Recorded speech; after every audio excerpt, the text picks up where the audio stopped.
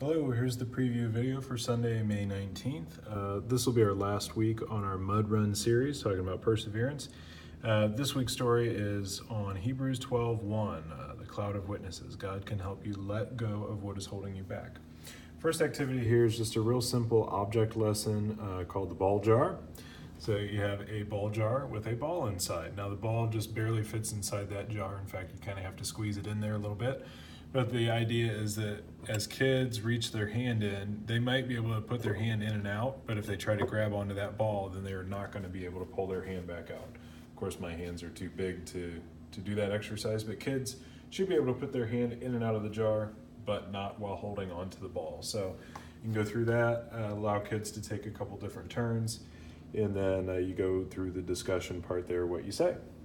Next one is Holding Me Back. This is kind of like a board game activity. There's a couple different board games that I've printed off, and then there's a couple sets. It should be enough for 4 sets per basket if your group wants to break up into smaller groups and play the game 3 or 4 different stations.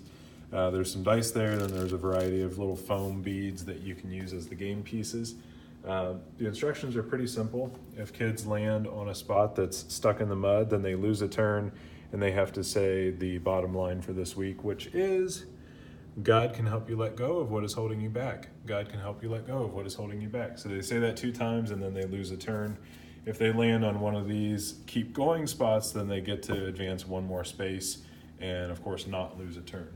Last activity for small groups is the wanted poster. So basically the kids are going to each get a wanted poster, wanted, perseverance, like, and then they pick an example of someone from that Hebrews 12:1 passage, and then there's some supporting scriptures there that they can look up in the Bibles and add to their picture, and then you might challenge them that on the backside they write a few sentences about what they like about the person that they chose from the Bible there.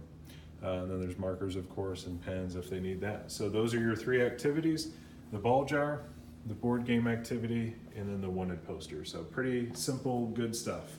Thanks.